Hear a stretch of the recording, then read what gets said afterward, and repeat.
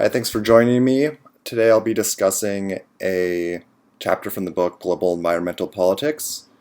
This chapter is called Humanity's Potential, and it's by Alex Steffen. He's a environmental futurist, environmental advocate, journalist. He started the website World Changing, which is doing a lot of innovative things with journalism and promoting change through new journalism techniques. So I'll start with the word biocapacity. In 2009, a major global study was conducted. It was led by the Stockholm Resilience Center, and they identified 9 natural systems that allow life to continue on Earth.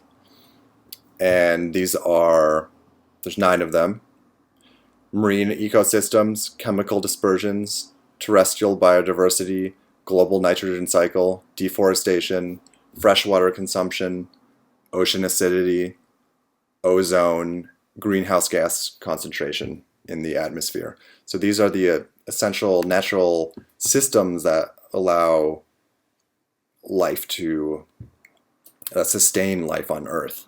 And what they found is that effectively all of them are at the safe upper limit of human impact on them. So essentially, any more human impact on them than we are currently undergoing will tip them over the top. So this was quite an alarming study, and obviously we can see the impact, the results of this type of global human impact on the world all around us. He just lists off a bunch of examples, but it's pretty obvious: melting polar ice caps, freak weather, ocean dead zone, wildfires, food shortages, heat waves, extinction of species, rising seas, desertification, invasion of plants and of foreign plants and animals, and the list can go on from there. And so what Steffen concludes or outlines in this article is essentially that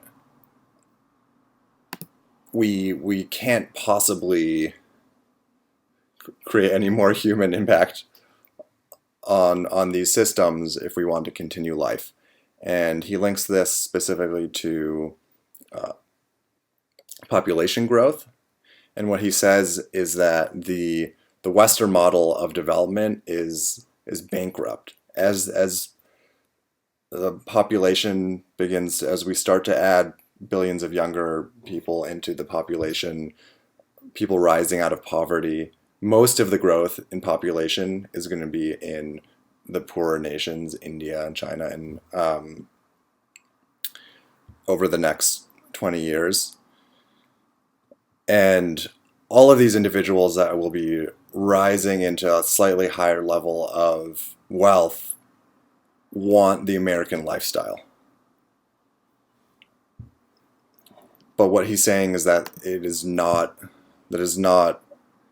even possible for our Earth to sustain itself under those conditions for people to be able to live the Western lifestyle. So he says we need to develop a new model, and he calls this model a bright green model. And the purpose of it is to help the Earth and to allow the future generations of Earth to live.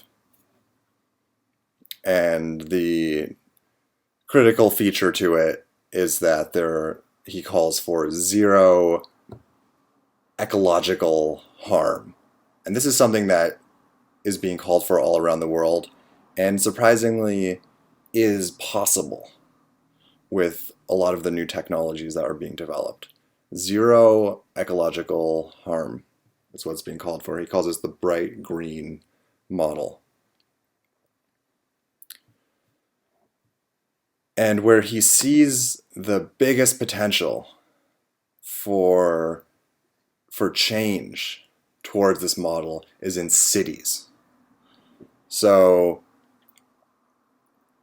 by 2050, a figure that is often given out in this book, the population is expected to rise by 3 billion.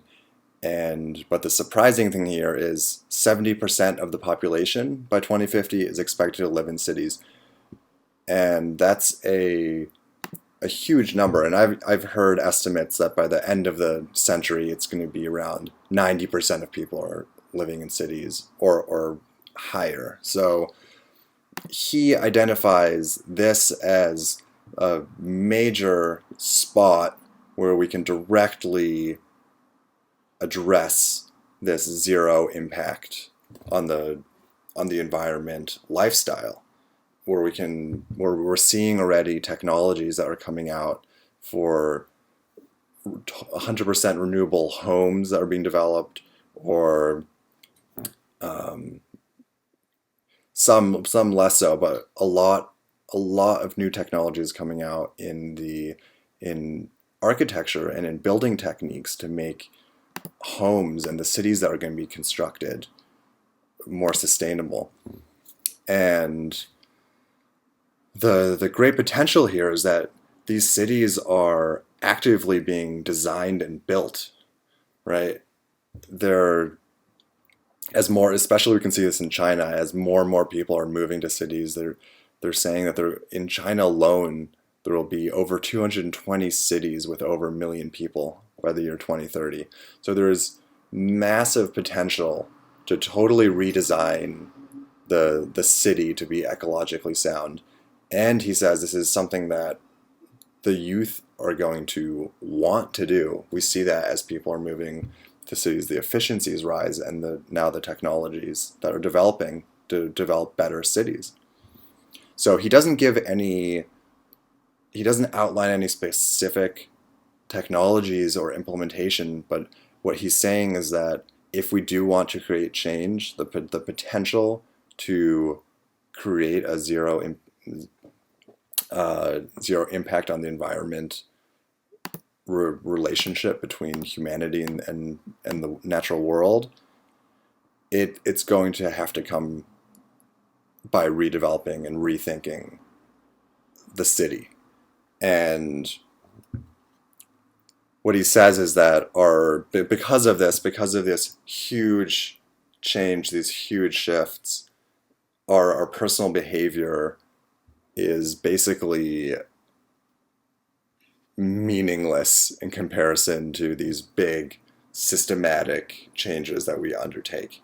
And this book in general, it advocates for many different techniques, but essentially it takes the systems view of redoing the large scale model from the bottom up and from the top down. And in this article, Stefan concludes that humanity's potential will come through rethinking our cities.